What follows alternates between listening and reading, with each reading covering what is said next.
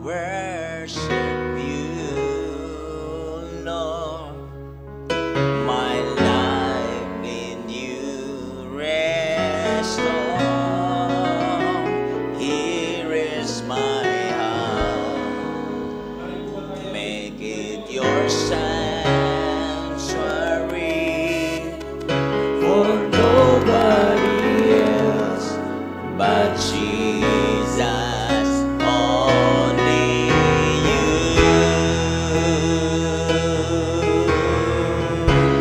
Hallelujah, hallelujah. Yes, Lord Jesus. Yes, Lord. Hallelujah. And I worship you.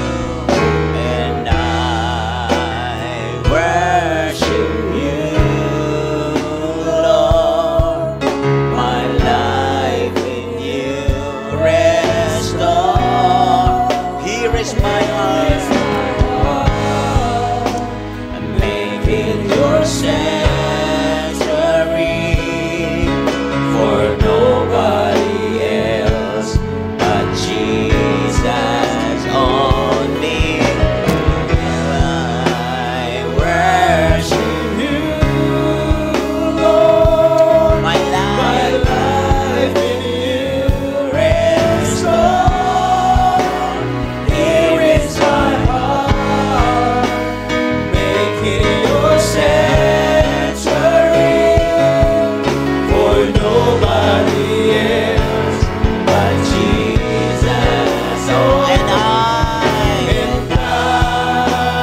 worship you, Lord. Yes, Lord Jesus. My life in you restore. Here is my heart. Make it your sanctuary. For nobody else but Jesus, only you. Father God, in the name of Jesus, we humble ourselves before you, Lord. Father, we humble ourselves with all humility, Lord, that you continue to pour out your Spirit in our heart. Continue to touch us, Father. Open the eyes of our understanding. Buksan mo ang mga mata ng aming pangunawa upang maranasan ka namin, makilala ka namin, makaniig ka namin, makapiling ka namin. Lord, pagpalain mo ang bawat isa. Katagpuin mo ang bawat isa. Meet us, Lord, and speak to us, Lord. Guide us, Lord. Protect us, Father. In the name of Jesus, and through the power, through the life of the Holy Spirit. Oh God, Holy Spirit, you're very much welcome in this place. Oh God, Holy Spirit, have your way in this place. Yes, Lord. Holy Spirit, have your way in this place. Touch your people, Lord. Touch us, Lord. Touch our heart. Guide us. Direct our life. Make our life, direct our life, and lead us to the place where we can meet you, where we can talk to you face to face. Lord, give us an ear to hear you, Lord. Give us an ear to hear you. Lord, bigyan mo kami ng tainga na marinig ka namin. Ang aming spirit, Lord, palakasin mo ito, Lord. Palakasin mo ito, Panginoon. Oh, hallelujah. Oh, yes, Lord Jesus. Oh, hallelujah. Rabashanarabaraba. Shakataramalarambarabashanarama. You now. And as we lift up our hands to receive your mighty power, Holy Spirit, how wonderful you are. Holy Spirit, we honor you. Holy Spirit, we honor you in this place. Holy Spirit, we welcome you now. And as we lift up our hands, as we lift up our hands to receive your mighty power, Holy Spirit, how wonderful you are. Jesus, my Jesus. Jesus, my Jesus. Your mercy is all I need. Oh, touch me, Lord, and bless me. Touch me and bless me. Oh, Jesus, now I believe. Jesus, now I believe. Come on, Jesus, my Jesus. Jesus, my Jesus.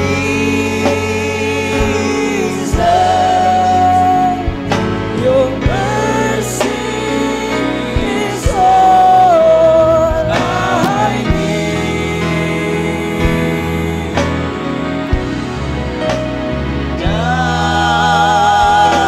Touch me and bless me. Jesus, now I receive. Oh Lord, right now, Father, bless your word this morning. Let that word of yours, Lord, remove all our iniquities, destroy all the works of the enemy, and let that word, Lord, lead us to know you. Lead us to the place where we can obey you. Thank you, Holy Spirit. Thank you in Jesus' name. Lahat magsabi ng Amen. Good morning, church. Please be seated with the wonderful presence of God. Thank you, worship team. Hallelujah. Glory to God. Ang mensahe ngayon is all about, yung ating pag-uusapan ay tungkol sa believe God's direction. Believe God's direction. Say it with me, believe God's direction. So, kailangan natin ang direction ng Panginoon. So, we need to believe God's direction. And without direction of God, all of us, I don't know where we are going. So, only God can lead us the place where we can bring honor to Him. So, without the Holy Spirit, we cannot do it alone. So that's why we need to believe God. We need to dream the dream of God. Amen to that? We need to dream the dream of God. Kailangan nating mangarap sa pangarap ng Diyos. Kaya nga, ang pangarap ay nasa harap kapag si Lord ang nag-direct. Ang pangarap ay nasa harap mo lang, abot mo lang ang pangarap pag ang Diyos ang nag-direct. Kapag ang Diyos ang naggabay, ang pangarap mo lang ay nasa harap. Pag naniwala ka, kagaya ng pangarap ng isang tao, Joseph dreamed a dream. In Genesis 37, the Lord gave him a dream. And then, yung binigyan siya ng dream, Sa Genesis 37 to the following hanggang 48, di ba? Kaya makikita niyo po na yung dream na yon na nilagay sa kanya, talagang hindi siya naintindihan ng pamilya niya. Hindi siya naintindihan yung direction na yon, yung dream na yon. At yung dream na yon, tinitiyak ng Diyos na ang dream, ang makinabang ay bansa. Ang dream na yon, hindi lang pakinabangan ng personal mo, kundi mapakinabangan ng bansa. Mapakinabangan ng kapitbahay mo. Mapakinabangan ng lahat ng tao. Yung dream na yon, ikaw lang ang nakakaalam, ikaw lang din ang nakakaintindi. Wala kasing ibang kinausap ang Diyos doon, kundi yung may katawan, si Joseph only. So ngayon, kailangan nating maniwala kasi yung pangarap na yan ay hindi mo pangarap. Pangarap ng Diyos yan sa kanyang mga anak. Pangarap ng Diyos yan sa lahat ng tao. Ibinigay lang sa isang tao. Ibinigay yan sa isang tao upang yung pangarap na yan ma-enjoy ng lahat ng tao. At yung pangarap na yon dinala si Joseph. Siya ay ginabayan ng Panginoon. Maaaring hindi man maintindihan ng pamilya, kaya binenta siya. At nang binenta siya, doon din sa pinagbentahan na lugar, sa bahay ni Mr. Potiphar, siya din ay tinukso at hindi nagpatukso. At doon siya nakulong. At nang makulong siya, siya rin po ay nangarap na naman. Binigyan siya ng pangarap. Paano? Kasi yung mga taong sa paligid niya nakakita ng pangarap. At siya ang nag-interpret sa pangarap. Siya ang nag-interpret sa pangarap na yon. At yung mga tao na nakinabang sa pangarap na na-interpret ni Joseph ay hindi rin siya naalala nung sila'y makalaya. Nakalimutan man siya, pero hindi nakalimutan ng Diyos si Joseph. Amen po ba? Hindi nakalimutan ng Diyos si Joseph. Kaya yung pangarap na yon, nakalimutan man siya ng tao, pero hindi siya nakalimutan ng Diyos. At magbasa kayo sa Genesis 37, Genesis 38, 39, 40. Basahin nyo yan. Yan ang istorya. Now, ngayon, nung makalaya si Joseph, no, kaya siya nakalaya kasi kung nanaginip unang-una si Joseph, nagkaroon ng panaginip unang-una si Joseph, nagkaroon din ng panaginip, ginamit din ang panaginip sa pamamagitan ni King Pharaoh. Siya ay nanaginip na hindi maintindihan ng walang makapag-interpret. Ngayon, naalala siya nung taong nakasama niya sa kulungan, yung tinatawag na cupbearer. Naalala niya yung taong nasa kulungan, yung cupbearer na yon na nakalaya, na nakalimutan siya ng mga taon, nakalimutan siya, pero nung nanaginip si King Pharaoh, naalala nung cupbearer na mayroong nag-interpret sa pangarap na yon. May nag-interpret doon sa cupbearer at naalala niya yung nag-interpret sa kanya sa loob ng kulungan. Nagpunta siya kay King Pharaoh at siya ang nagbigay ng tinatawag na compass na mayroong nag-interpret sa pangarap niya doon sa loob ng kulungan. At yun, nakwento niya si Joseph. At yun ang big day ni Joseph sa isang iglap ng pagka-interpret sa gabay ng Espiritu Santo. Sa isang iglap, alam niyo po, si Joseph nakalaya at siya ay naging second in command sa buong Egypt para ang Egypt matulungan. At isang araw, ang pamilya niya na doon sa Kanaan na gustong iligtas ni Lord na tamaan sa kagutuman, niligtas ng Diyos ang pamilya, dinala sa Egypt, kaya ang buong Egypt na bago ang landscape ng buong Egypt. Now, bakit ko to kinukwento sa inyo? Kaya ako kinukwento to sa inyo dahil gusto kong mangarap ka. Sabi mo sa iyong katabi, mangarap ka. Oh, dream a dream of God. Dream, start to dream. Start to dream. And that dream is a dream from God. Let that dream, make sure that dream must be the dream of God. Make sure that dream that anybody, everybody will enjoy it, not only you. Everybody must enjoy it with you. Not only you personally. But God called you personal so that God can use you global. God would call you personal so that He can maximize your life global. And that is dream. And because of that dream, this is the time for you to know and believe God's direction. This is the time, it's about time for you to understand the direction of God. Maybe at the beginning, at the start, you would not like it because a lot of things would happen where you don't understand it. Your logical mind, analytical mind, you cannot understand it because the circumstances is extremely opposite with what you receive, with what the dreams you have. And you need to have to understand this.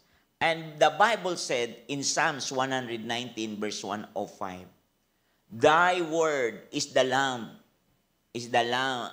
unto my feet.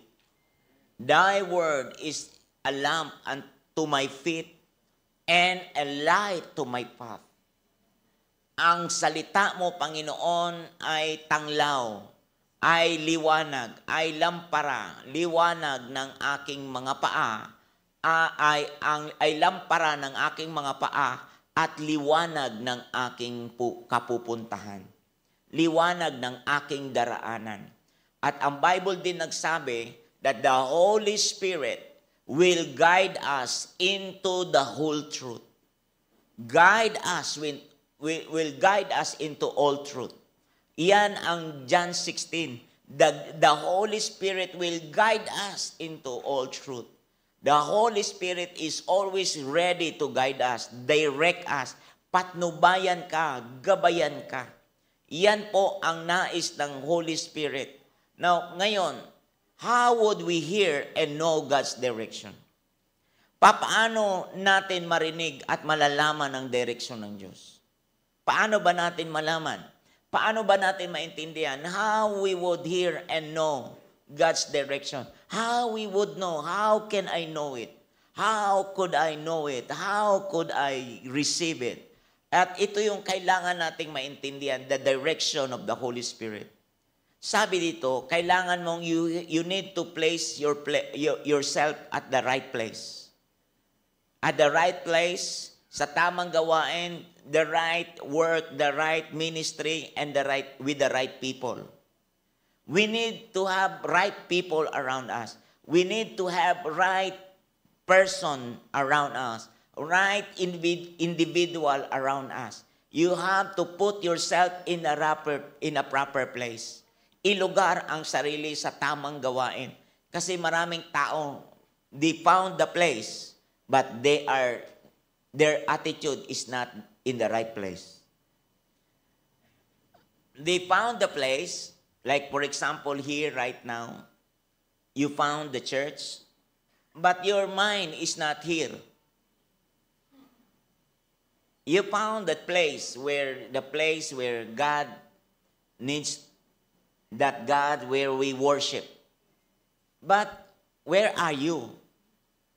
Nasaan ka? Nandoon lang ang katawan mo sa lugar. Your body is inside the church, but your mind is not. You need to come into the revelation to put not only your body in the place, not only yourself in the place, you need also to allow God, your mind, to be in His presence. You need to allow God, your mind, to be with Him. You need to allow His Word. And the Bible said, be still. In Psalms 46 verse 10, be still and know that I am God. Be still and know that I am God. Amen po ba? Be still and know. Pumanatag ka at alamin mo na ako nga ang Diyos. Kung maraming problema, if you have a lot of problems, troubles, setbacks, lahat ng mga bills, lahat ng mga babayarin para namumblema ka. Sabi ng Bible, maging panatag ka. Be still and know that I am God. Gusto mo ng gabay ng Panginoon? Ang salita ng Diyos, be still and know that I am God. Ito po yung sinabi ni David. Alam mo po, maraming problema si David. Maraming hinahabol siya ni King Saul. Hinahabol siya, talagang ang buhay niya ay nanganganib. Pero alam niyo po ba, si David, pumanatag siya sa Diyos. Si David ay naging panatag sa Diyos. Si David ay kinilala ang Diyos na maging gabay niya. Imaginein mo to, na ang Diyos kapag iyan ay kasama mo, ay nako, sino pa ang laban sa iyo? Amen po ba? Kailangan maging ang Panginoong Hesus. Be still, ang Panginoong Hesus sa Mark chapter 1 verse 35. For you to know the direction of God. Sabi ng Bible, sabi dito, and rising very early in the morning, while it was still dark. Ang sabi niya, he departed. Saan siya? He departed and went out to a desolate place, and there he prayed. Kailangan meron kang lugar na maalis ka doon sa mga harang, babag sa pakikinig mo sa Diyos. Minsan, kailangan mong i-shut down ang iyong social media. Kailangan mong i-shut down ang mga dapat i-shut down para marinig mo ang direction ng Diyos. I-shut down mo ang mga natural para marinig mo ang supernatural. Para marinig mo ang tinig ng Diyos, kailangan i-off mo muna. Off ka muna ng 1 hour. Off ka muna kasi gusto mo si Lord ang iyong marinig. Gusto mo si Lord gabayan ka niya. Gusto mo si Lord, si Jesus sa pananalangin niya, kung ano ang mga bigat na nararamdaman niya, inilalapit niya sa Diyos. Inilalapit niya sa Ama. Sapagkat alam niyo po, ang Panginoong Hesus ay bagamat siya ay Diyos, bagamat siya ay anak ng Diyos, nung siya ay nagkatawang tao, sabi ng Philippians chapter 2, 100% siyang nabuhay na tao kagaya mo at kagaya ko na pwedeng tuksuhin. Ang sabi ng Bible, habang siya, sabi ng Philippians chapter 2, siya ay tinukso at pero hinubad niya kung bakit siya tinutukso, kasi may tendency siyang magkasala. Sabi ng Hebrew yan, may tendency siyang magkasala. Dahil kung hindi siya magkakasala at walang puwang na magkasala, ay bakit magsasayang si Satanas na tuksuin siya?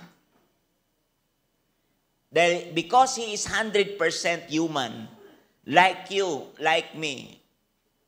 Sabi ng Hebrew chapter 4, like you and like me, he is 100% human. He carried that he was tempted in all way. But Jesus never entertained those sinful ways. Kaya hindi siya nagkasala. Hindi siya nagkasala. At siya ay matatag doon sa Bible. Sabi ng Bible, kaya nga siya ay naging matatag bilang tao. At kagaya mo at kagaya ko bilang tao. Bakit niya ginawa yon? Para bigyan tayo ng halimbawa na dapat tularan. He showed us the example. Para hindi mo sabing, tao lang ako. Tao din si Jesus. Kaya si Jesus pumupunta sa lugar na kung saan gusto niyang marinig ang Diyos. Pumunta siya sa lugar na gusto niyang maranasan ang Ama. Dahil sa siya'y 100% na tao, he emptied himself and lived like a man, like you, like a slave, like you and I, and then he emptied his three omni-nature. Omnipresent, omnipotent, omniscient. He emptied himself from that. Binubad niya yang katangiang yan. Hinubad niya ang kalikasang yan para siya ay mamuhay patas na ikaw at ako ay kanyang magabayan. Na ikaw at ako ay kanyang mapatnubayan. Kaya siya yung living proof na maging patnubay nating lahat. Kaya nga po, sabi niyang Bible, na I will give you shepherds after my own heart who will feed you with knowledge and understanding. Gusto mo ng gabay? I will give you as shepherds. This is plural. When Jesus came as a singular, He is the right person. He is the ultimate expression of a shepherd that could guide you. That could direct every path where God wants you to go. Amen to that? Ito yung kailangan natin. Ito yung kailangan mo. Ilugar mo ang sarili mo sa gawain ni Lord. At umayon ka sa paraan ng Panginoon. At may mga taong ilalagay sa buhay mo, masalinan ka ng kaalaman at karunungan. Mabahaginan ka ng kaalaman at karunungan. Yan ang isa sa paniwalaan mo na ikaw ay pinapatnubayan ng Diyos. Yan ay isa sa kailangan mong paniwalaan. Yes, tao yan. Pero merong karunungang nilagay dyan. Yes, tao yan. Pero may kaalamang nilagay sa buhay niya. Para gabayan ka. Para i-direct ka. Para dalhin ka doon sa lugar ng iyong tagumpay. Amen po ba doon? Hallelujah. Yan ang kailangan natin. Amen po ba? Maging sa pagkakaperahan. Amen po ba? Maging sa iyong trabaho, sa business mo. Kung wala po kang mentor, kung walang taong maggagabay din sa iyo, walang kulang kang tao maggabay sa iyo, kukulangin ka, kakapusin ka. Kaya kailangan mo, I give you shepherds after my own heart who will feed you with knowledge and understanding. This is one way of directing you. Ito yung isa sa way na idine-direct ka ni Lord. Kailangan mo yan. Pangalawa, define what is your primary and secondary. Define, unahin ang Diyos at ang mga salita niya. Unahin mo ang Diyos at ang mga salita niya. Sabi dito sa 1 Thessalonians 2:13. Basahin natin. 1, 2, 3, go.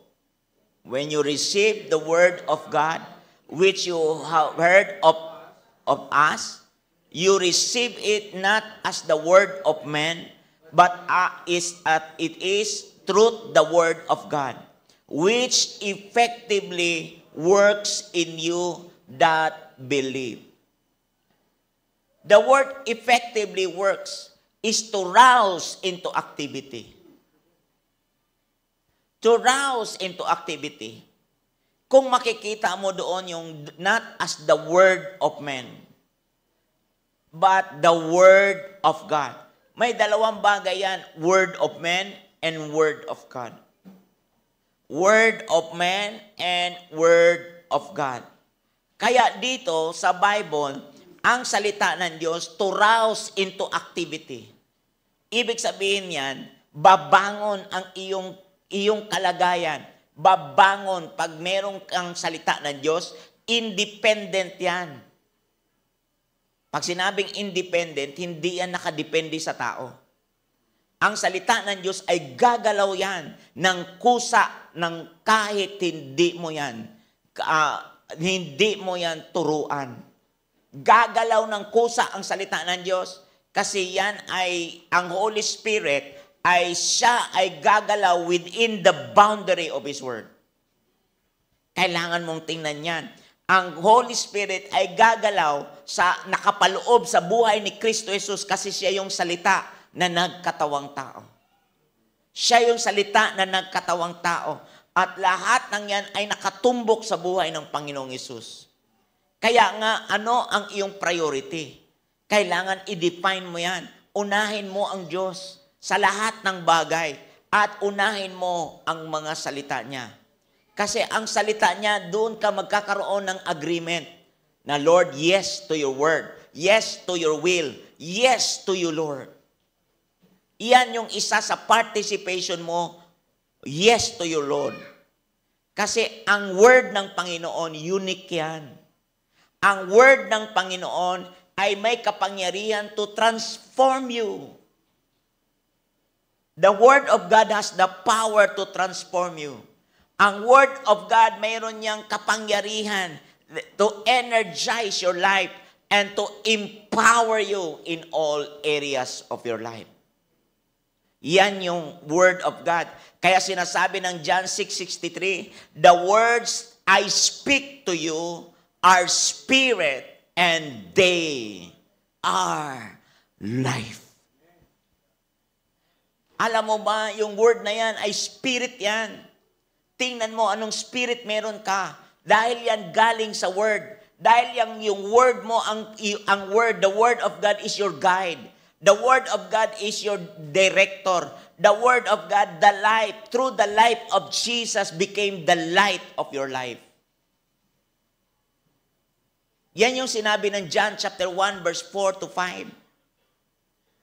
The life became your light. And even darkness did not comprehend it. Hindi siya natakpan ng kadiliman. Hindi siya natalo ng iyong mga problema. Walang makapananaig at makadadaig sa salita ng Diyos. Ang kailangan mo, gaano ka ba kabilib? Did you believe that word? You have to believe and trust that word. Kaya dito makikita mo, God's word is our breath. God's word is God's breath.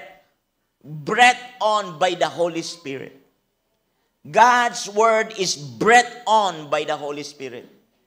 Let that Holy Spirit, the word of God has energized by the power of the Holy Spirit. Kaya nga, the words I speak to you. The words, Jesus said, the words I speak to you. Sabi doon, flesh profits nothing. Walang magawa, kapos ang magagawa ng laman. Kapos talaga, flesh profits nothing. Kapos talaga ang pinag-aralan, kasi kung pinag-aralan ay ultimate, marami na sana ngayong may pinag-aralan, talagang nagtagumpay lahat. Totoo hindi? Kung hindi nga lahat ng may pinag-aralan nagtagumpay, edi lalo yung walang pinag-aralan. So kailangan natin na talagang mag-aral, bumalik sa salita ng Diyos. Amen po ba? And kung makikita mo, kailangan nating pahalagahan ang salita ng Diyos. Kailangan pahalagahan ang salita ng Diyos. Value the Word of God. You have to value the Word of God. Gusto mo ng direksyon ng Diyos? You have to value it. Value the Word of God. You have to place that Word with a high value. Keep that. Thy word is the light unto a lamp unto my feet and the light unto my path. I-value mo yan. Sabi ng Psalms 119, di ba sabi ni David, your word that hides, my heart that hides your word, so that sin cannot come in. Kailangan mong i-value ang salita ng Diyos. Sabihin natin, pahalaga ng salita ng Diyos. Sabi ng Bible sa 1 Thessalonians 2:13, receive it not as the word of men, but as it is the word of God. So, hindi mo yan tinanggap as the word of man. Kasi ano ang word of man? Yan po ay opinion. Yan po ay opinion lamang. Suggestion. Yan yung word of man. Ano pa? Ang word of man is just information or second hand. Yan ang word of man. Second hand. Samantalang ang word of God, yan ay first hand. Yan ang tinatawag na revelation. First hand, hindi siya information, but revelation. Word of God is a revelation, not information. Revelation. Ibig sabihin ng revelation, you did not hear it from men, you heard it from God. It's all totally from God. That's why we called it revelation. And then revelation alone cannot stand if you don't believe and trust that word. You have to work with it. You have to work it out. After you got saved, you have to work it out. You have to exercise that word because you do not only receive that word as the word of men, but as the word of God. If it is the word of God, it must be a final authority and highest authority in your life. The word of God must be your highest authority and final say. Treat it, believe in that way. Hallelujah. Kasi ang word of man is only just a secondary. But the word of God is your primary. Let that word be the highest. That's why Jesus said, the words that I speak to you are spirit and they are life. Amen po ba? Because that is the only word who became flesh and was buried and rose again from the dead. And that word is no other than Jesus. That's why we called it the Spirit of Truth. And the truth will set you free. Amen to that?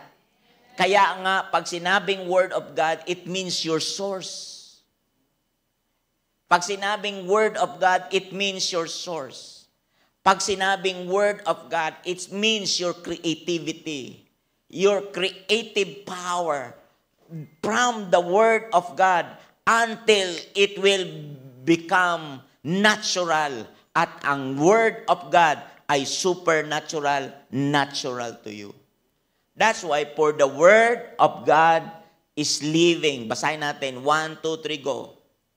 Where the Word of God is living and powerful and sharper than any two-edged sword, piercing even to the division of soul and spirit, of joints and marrow, and it is the discerner of the thoughts and intents of the heart. Discerner, piercing, living, powerful, sharp, and discerning. If you have the Word of God, that Word is so alive in you. Very active in your spirit. That word is our breath. That's why you are breathing. That word is your life. And powerful, meaning to rouse into activity.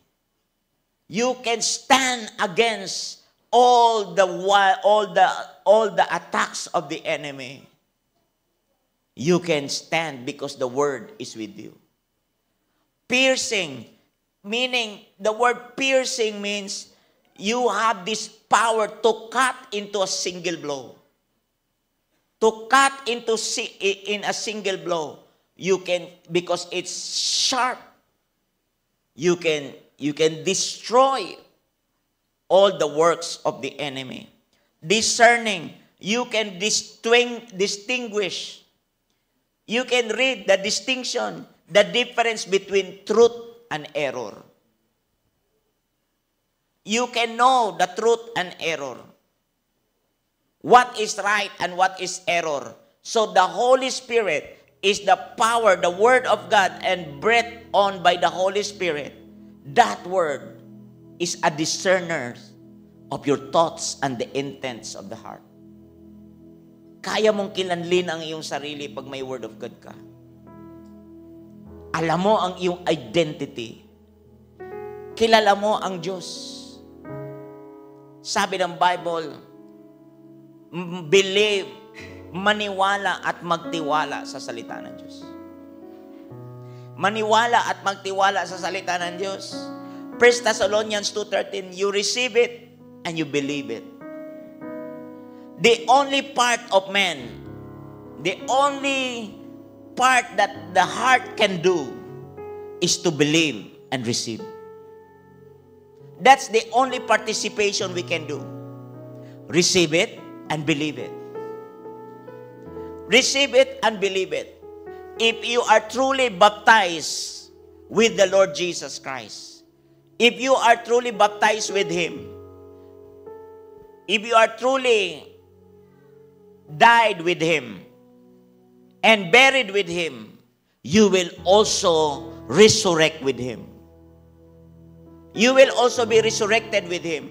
Kung namatay ka nga, nabuhay ka nga, kung kasama ka nga napako, kasama ni Kristo Jesus, mabubuhay kang kasama rin ni Kristo Jesus.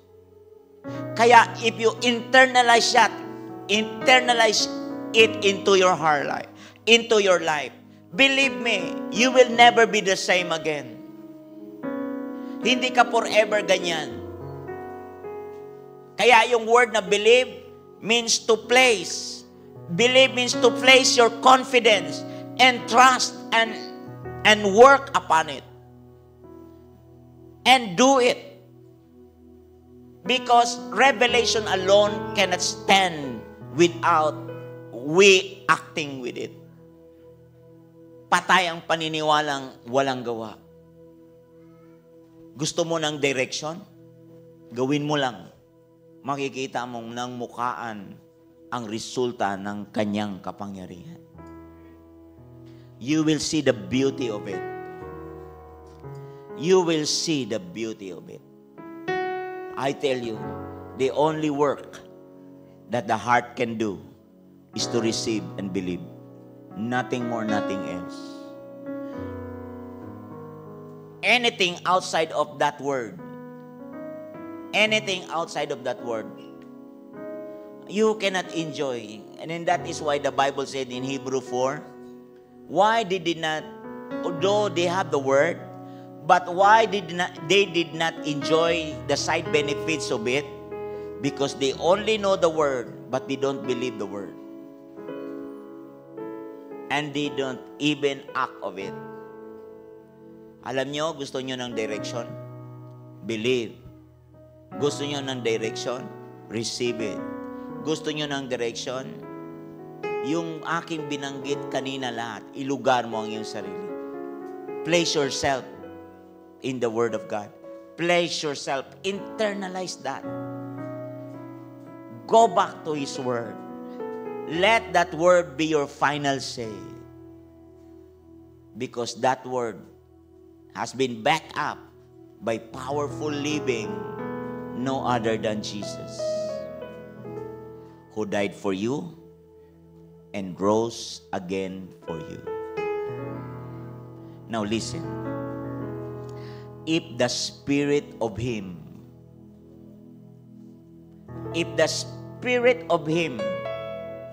dwells in you, that Spirit who raised Jesus from the dead is the same Spirit who will crown you with success. It's the same Spirit who will raise you up. It's the same Spirit who will lift you up. It's also the same Spirit who will promote you. It's also the same Spirit that enable you to rouse in every activity. To rouse in every activity. And the moment you have that, there is no chances the enemy can defeat you. There is no chances the enemy can destroy you. Because that word alone is more than enough. Amen. And He said like this, I will bless your water. I will bless your bread. I will multiply you. I will not allow to experience. I will not allow you to experience barrenness. I will bless you all the way. As God said. Pagpapalain ko kayo, sabi niya. Alam mo, ang nais kong ipamanik sa iyo, naniniwala ka pa. Tayo po'y tumayo. Naniniwala ka ba?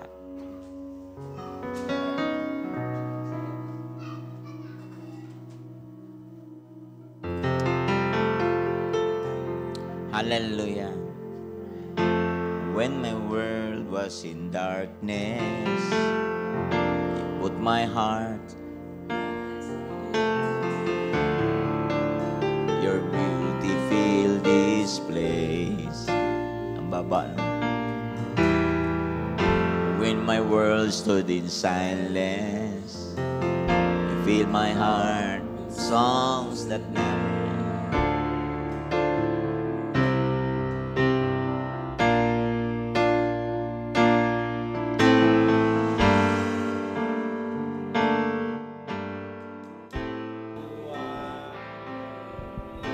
Hallelujah! What a wonderful day sa lahat para sa atin. Ano po? Napakagandang mensahe. Napaka pinagpalang gawain ng araw ng linggo. Ano po? Mula sa awitan pa lamang, sa communion, pagkakaloob, testimonya, siksik, liglig, umaapaw ang kabutihan ng Diyos sa bawat mensahe, sa lahat ng tumayo. Ano po? At lalo po ngayon, sa katatapos lang na mensahe na binigay ng ating butihing Pastor Dong, yun tungkol po sa receive God's direction. Ano po? Sa mga kapatid ko po na nasa live, nasa online, dalawa po yung sinabi, ano po, na take note ko po. Yung una po, ang sabi po ay, saglit lamang po, ilugar ang sarili sa tamang gawain at sa tamang tao. At ang pangalawa naman po sinabi, unahin ang Diyos at ang mga salita niya. Napakaliwanag po. Ano? Tunay nga na laging pinapaalala sa atin ng ating mga magulang sa espiritual. Lagi tayong babalik sa salita. Babalik tayo sa salita. Basa lang ano po. At dito ginawa niyang maliwanag. Kagaya sa halimbawa, ang Panginoong Jesus sa aklat ng Marcos, na kung saan ang Panginoong Jesus gumigising, pumupunta sa isang lugar para siya'y manalangin. Para makipagniig sa ating Amang Diyos. Alam ng Panginoon Diyos kung saan siya lulugar. Alam niya kung sino ang tama niyang lalapitan. Alam niyo po sa atin, yun po ang dapat nating matanggap para po tayo mapunta sa direksyon na gusto ng Panginoon Diyos. Tamang lugar, ang pamilya natin, ang ating mga magulang. Tamang lugar, ating bahay-sambahan, ang ating mga kanya-kanyang ministry. Tamang tao, ating mga magulang, ang ating mga pastor, ang ating mga leader. Sila ang papayagan nating maglalagay sa atin sa isang tamang kalalagayan na sinamang maghahatid sa atin sa direksyon palapit sa presensya niya, sa katagumpayan niya. Yung pangalawa po, ang sabi po, unahin ng Diyos at ang mga salita niya. Di po ba? Inilatag po. Unahin natin siya. Seek ye first. Seek ye first. Ang sabi nga po, siya ang salita. Ang salita ay naging tao. Di po ba? Ang salita, ang ilaw sa ating paa, ang liwanag sa ating landas. Di po ba? Inaalis tayo sa pagkaligaw. Ano po? Nalagay tayo sa isang maliwanag na direksyon ng buhay natin. Gayon po, napakamakapangyarihan na salita na nagdala sa atin sa kaligtasan sa isang direksyon ng katagumpayan sa tulong ng banal na Espiritu na siyang bumuhay sa Panginoong Hesus, na siya rin bumuhay at naninirahan sa atin na pwedeng kumilos ng napakamakapangyarihan sa buhay natin. Purihin ang Panginoon Diyos. Salamat sa Kanyang mga salita. Salamat sa mga kamanghang-mangha at di kayang abutin ng isipan natin na kayang gawin ng ating Panginoong Hesus sa buhay natin. Salamat. Tunay nga, bayaan nyo muna rin pong batiin natin yung mga ilang nating kapatiran na nanonood at mailapit po ang kanilang mga panalangin. Saglit lamang po. Tunay nga po na napakabuti po ng Panginoon Diyos. Hallelujah. Purihin ang Panginoon. Purihin ang Diyos. Purihin ang Panginoon Diyos. Kay Sister Cristina Maricuelo, Panginoon, salamat sa kay Dr. May Arzobal, Pastora Salve, na mga nakatunghay po. Saan man po sila naroroon ngayon, kanilang kilalagyan. Salamat po, Panginoon. Kita niyo po ang kanilang mga kalalagayan po, Panginoon. Makita po nila po, Panginoon, ang pangalan mo, O Jesus. Maranasan po nila ang pagkilos ng iyong banal na Espiritu. Kung paano niyo po napagtagumpayan ang kamatayan. Maranasan po nila po, Panginoon. Maranasan po nila ang banal na Espiritu naninirahan sa kanila po, Panginoon. Katagpuin niyo po ang mga iba't pang pangangailangan nila po, Panginoon.